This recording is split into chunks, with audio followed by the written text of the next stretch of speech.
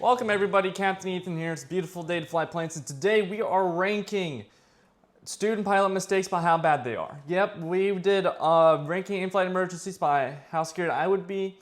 Let's rank different student pilot mistakes, because there's a few on here, and there's definitely a few that I have made as well when I was a student pilot, and some that I've even made while I was a private pilot.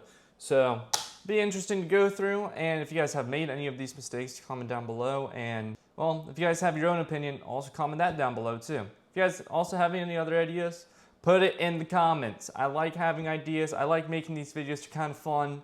So let's go ahead and get started. So we got 5 categories. How are we still alive? Possible pilot deviation, time for debrief, CFI side-eye, and needs more training. The first one on the list, forgetting a checklist item. I've forgotten the checklist item a few times. It depends on really what the checklist item is. I would say, for the most part, forgetting a checklist item, this is going to be a CFI side-eye. Your CFI is probably going to be like, are you missing something in the checklist? And there's been a few things that I've missed in the checklist, and it's been like minor things like turning on the landing light, turning on the strobe. Like, now, if you miss something major, like you forgot to put the mixture in before cranking in the engine, then that's probably possible pilot deviation right there. But CFI side-eye, it'll be a good one. Next up on the list is making a bad radio call. Now, I make a ton of videos on fixing your radio calls, and I know I've made bad radio calls too. Even at 144 hours, sometimes I'll just stutter over my words and I would have to redo the radio call. Trust me, it happens. I'll also put this in CFI side-eye. Your CFI is just going to look at you like, really? You just kind of made that? Now, this also depends on your skill level as well, or your experience level too. Like, if you're around like 20 hours and you make a bad radio call, that's one thing. I mean, you're still learning how to fly, but if you're like, I don't know, 200 hours, like how almost I am, then you're going to get side-eyed. Let me tell you that. But next up on the list is taxiing too fast. Now, I've actually used to fly out of flight school where they actually really cared about you taxiing at 10 knots or under, and there was a flight instructor, it was actually the chief flight instructor at that flight school, that yelled at the student over frequency. I'll throw up the clip here. You are absolutely kidding me with that taxi speed, right? That deserves an answer. We're taxiing at 12 knots right now. Yeah, I don't think it's based off an airspeed or ground speed. Pretty sure it's brisk walk. Just making sure. Okay.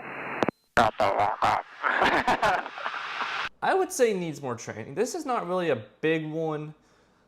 Basically, like, you'll be flying taxiing fast. It's like, I've had to do high-speed taxis before, especially when we did the flight to Melbourne.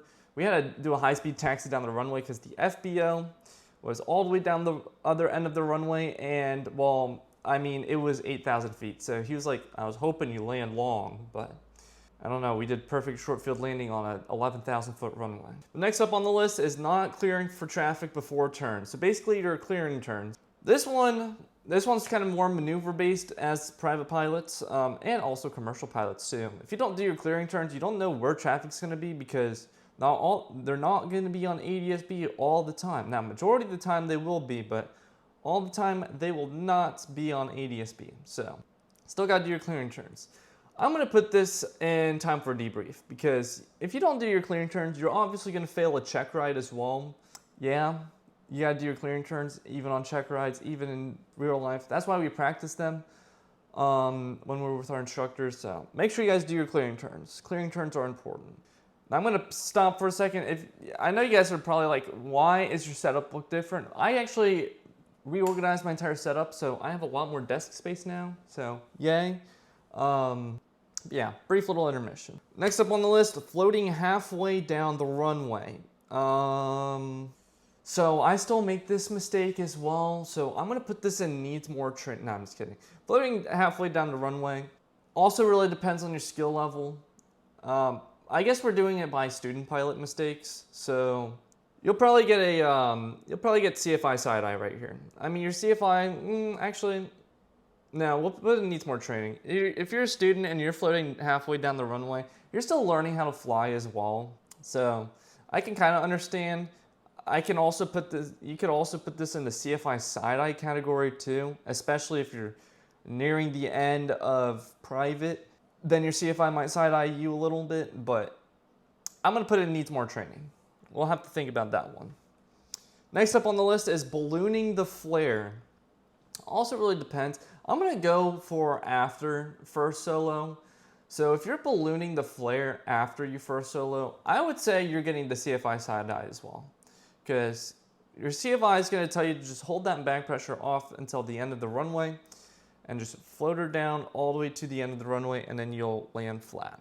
All right, next up on the list, landing flat instead of on the mains. Now, I have made this mistake a few times. Now, thankfully, I made this mistake, but not made it enough to where it's dangerous. But I know at my old flight school, like right when I first joined, I was maybe like less than 5 hours, one of the planes actually got totaled. And because a kid landed on flat on the mains, he bounced and then he porpoised and then he prop striked. So, well, I can't remember if the plane is totaled or not. Someone told me it was, so don't quote me on it. But landing flat on the mains, that's going to be time for a debrief right there. Not really that big, but I mean, you're not going to get too much in trouble for it. You'll probably just break the plane a little. The next up on the list is failing to maintain proper airspeed. Now, I put proper airspeed instead of proper altitude because altitude, while you're still a student, you're still learning how to fly. But if you can't maintain a specific airspeed, which is probably the easiest thing in the world, you're just straight and level with the power set. If you can't maintain proper airspeed, I gotta put that in possible pilot deviation because you guys gotta be able to maintain airspeed. It's really not that difficult. Let me know down in the comments if you guys can't maintain airspeed, and I guess I'll make a video on how to maintain airspeed. The next up on the list is forgetting to verify the fuel quantity before takeoff. Now, as a student pilot, you guys should always, not even just as a student pilot, as pilots in general, you should always check the fuel quantity before takeoff. Especially in the flight school planes, those fuel indicators, they are not accurate at all. So you want to get up on the wings, dip your finger in. If you can touch it, cool. If you can't, probably fill up. Or if you have a dipstick, actually check and then figure out. I like doing the dipstick thing better because I know an exact number of how many gallons of fuel I have on board. And then I can calculate, okay, so we've been in the air for about 2 hours. We have 24 gallons of fuel on board. We burn 8 gallons an hour on average. We're probably around 8 gallons we probably need to land and go fuel. Something like that. So always check the fuel quantity before takeoff. I would put this in time for a debrief because this could, your flight instructor would probably yell at you if you didn't check the fuel quantity before takeoff. But all right, next up on the list, entering the traffic pattern incorrectly. Now I'm gonna be under the assumption that these are going to be for solos now on the list. So as a solo student pilot, not as a like a pre-solo student pilot, entering the traffic pattern incorrectly. If you're a solo student pilot and you'd entered a traffic pattern incorrectly, I'm sorry, you're getting possible pilot deviation. You guys should know how to enter the traffic pattern correctly. You guys either enter at the 45 or teardrop into the downwind. You guys should know how to do that as student pilots after you solo. Now, before solo, your instructor's with you, so he's going to teach you how to do it. But next up on the list, overshooting final approach. Now, I still kind of make this mistake to this day secretly, but I'm not gonna disclose. So I got to give this one CFI side eye. I mean, I could completely understand if you're flying a Cessna and you overshoot final, like the base to final turn. I can understand that because it's really difficult to see out of the window when the wing is blocking your view of the runway. So yeah, we'll put that in CFI side eye because your CFI is going to side eye you a little bit, but it's all about figuring out how you're going to turn or your turn rate or just trying to line up with the runway. Next up on the list, landing with a tailwind. This one's actually a difficult one. I'm going to put this with time for a debrief as well. I mean, if you're landing with a tailwind, you should know better that you land in headwinds and not tailwinds. Now, I can understand if you have to land in a tailwind because let's say your airport won't update the ATIS properly, then I guess I can understand landing with a tailwind. But if you're at an uncontrolled field, which I'd say majority of flight training happens at uncontrolled fields, I'm not entirely sure. So if you guys are controlled or uncontrolled airport, comment that down below. And you guys land with the tailwind at an uncontrolled field, You guys should know better. I mean, I literally chose a headwind instead of a tailwind one time on a time building flight, and then some jackass came in on a tailwind, and then, yeah, that was a fun day. Anywho, forgetting to switch to fuel tanks. I gotta put this in how are we still alive. If you guys forget to switch to fuel tanks, you will easily run those fuel tanks dry, which also goes to the next one, running a fuel tank dry.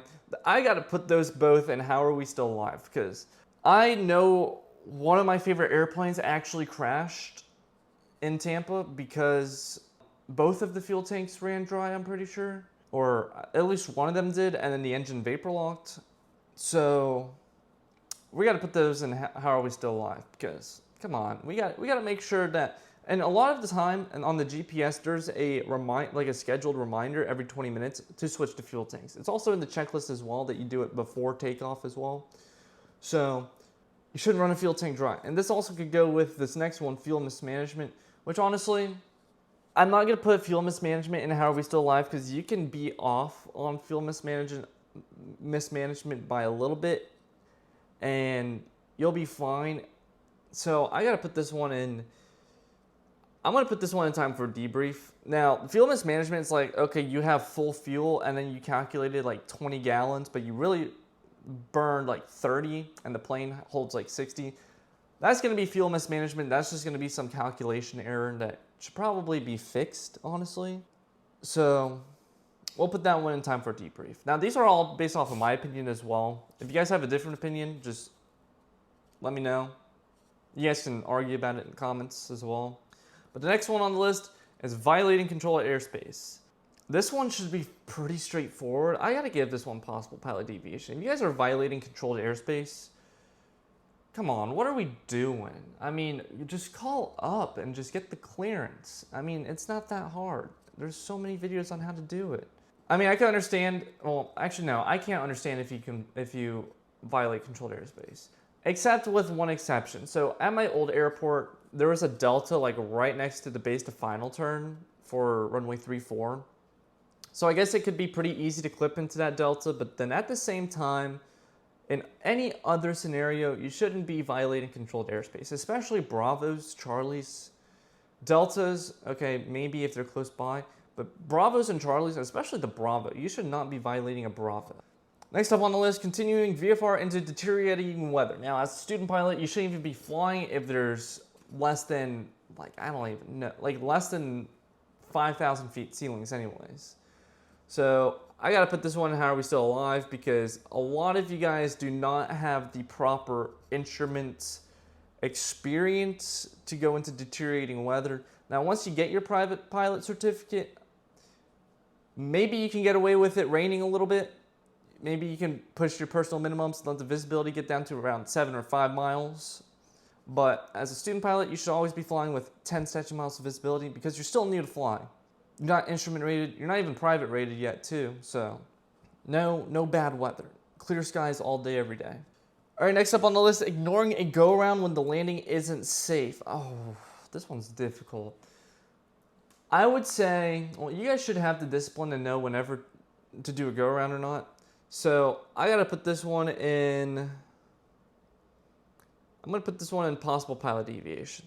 Even though you're not gonna get violated, like, okay, possible pilot deviation is just a ranking name. You're not actually gonna get a Brasher warning for it, but you should know when to do a go-around when the landing isn't stable.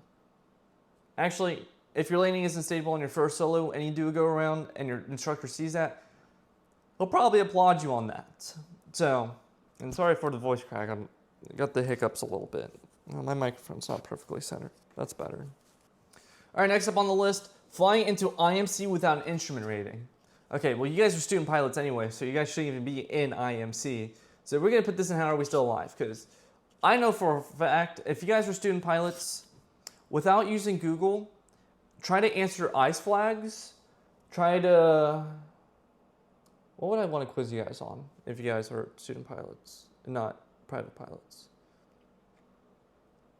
All right, tell me about, try to answer about ICE flags, 91-175, the difference between a decision altitude and a minimum descent altitude, and how many degrees is a standard rate turn? Now, actually, that one you should probably know for private as well, because I was told that. But if you can't answer those questions, don't go into IMC, especially the ice flags one. Or what's the proper instrument scan? Don't go into IMC at all as a student pilot or as a private pilot. Wait until you have an instrument reading. And the last one on the list is taking off overweight or outside aircraft limitations. I got to put that in How Are We Still Alive, because you guys shouldn't even be overweight anyways as student pilots, because you can't bring passengers. So you can't bring passengers or cargo for hire. So there's no way that you should be overweight anyways as solo. I mean, the max takeoff weight in a Cessna 172 is 2,300 pounds. Fully loaded with one passenger, it's probably going to be like, I don't know, 1,900, maybe 1,800. You shouldn't take off outside aircraft limitations. Now, if you guys have any ideas for me to rank or for rankings, let me know down in the comments below. Hopefully you guys enjoyed this one. Subscribe if you guys are new, and well, I guess we'll see you guys in the next one.